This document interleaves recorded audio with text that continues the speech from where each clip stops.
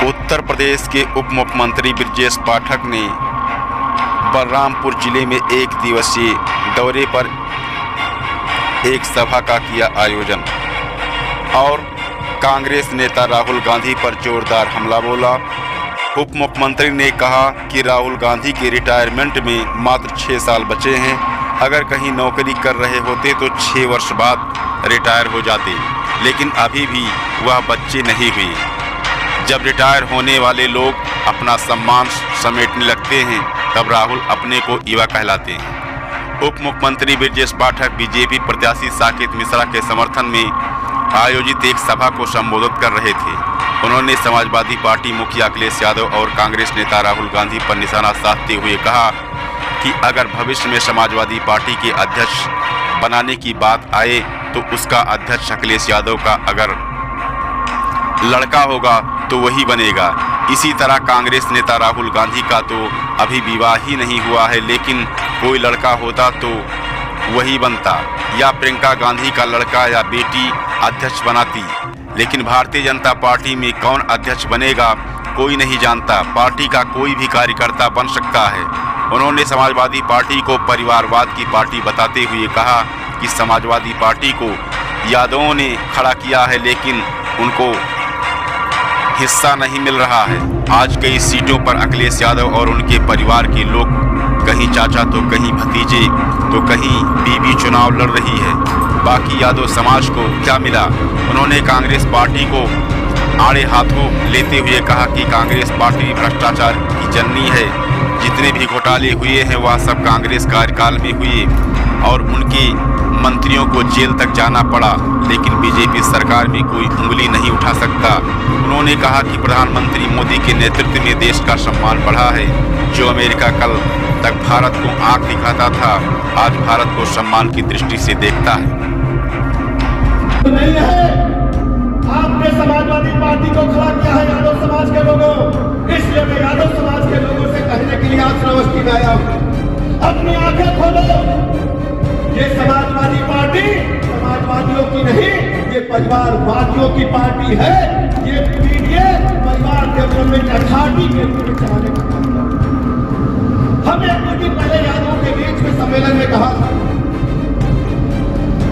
कि जो प्रभु राम का नहीं होगा वो कृष्ण का नहीं हो सकता, और जो कृष्ण का नहीं हो सकता तो यदुवंशी समाज का नहीं हो सकता। अयोध्या में प्रभु रामलला का भव्य मंदिर बन गया। बाबा काशी विश्वनाथ का रिकॉर्ड बना लिए हैं। गोवा से ज्यादा वहां पर दर्शन के लोग आ रहे हैं। 31 दिसंबर को गोवा में जितने लोग आते थे उससे कई गुना अधिक बाबा विश्वनाथ के दर्शन करने के लिए लोग इस बार 31 दिसंबर को आए। मथुरा में किशन कन्हैया मुरली लेकर के इंतजार कर रहे हैं। आप आशीर्वाद दोगे, वहां भी मुरली बजेगी। इसलिए मैं आपके यादव समाज के लोगों से कहने के लिए आया हूँ, जो राम का नहीं वो कृष्ण का नहीं, जो कृष्ण का नहीं वो यदुवंशी समाज का नहीं। आपको मदद करने की आवश्यकता है।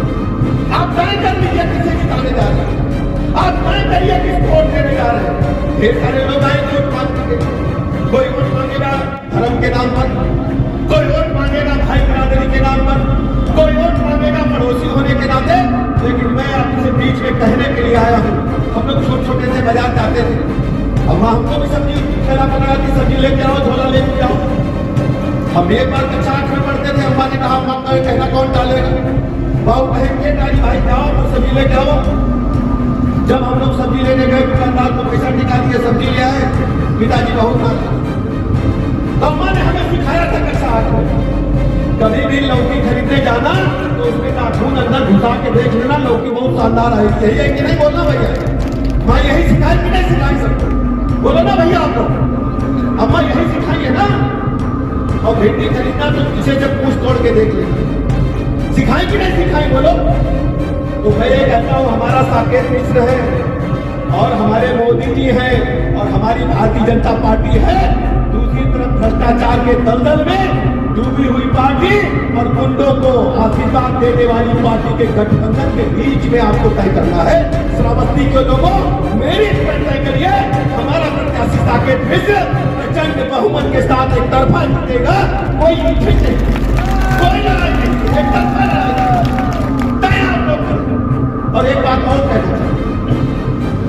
साकेत हमारे दोस्त हैं, बात सोच रहे होंगे अब क्या कहने वाले। हम लोग तो बाजार जाए रहा, तो बाजार के 15 दिन के बाद, मेला के 15 दिन बाद दुकान पर बैनर लग जाए। बैनर क्या लग जाए कि पैंट खरीदोगे तो शर्ट का कपड़ा फ्री में मिलेगा। लगता है कि नहीं लगता? बोलो जरा दिवाली वाली। सिलाई मशीन खरीदोगे तो पावदान फ्री में मिलेगा। और हमारी मातारी बेटिया अगर साड़ी खरीदे जाए तो ब्लाउज का पीस फ्री मिली।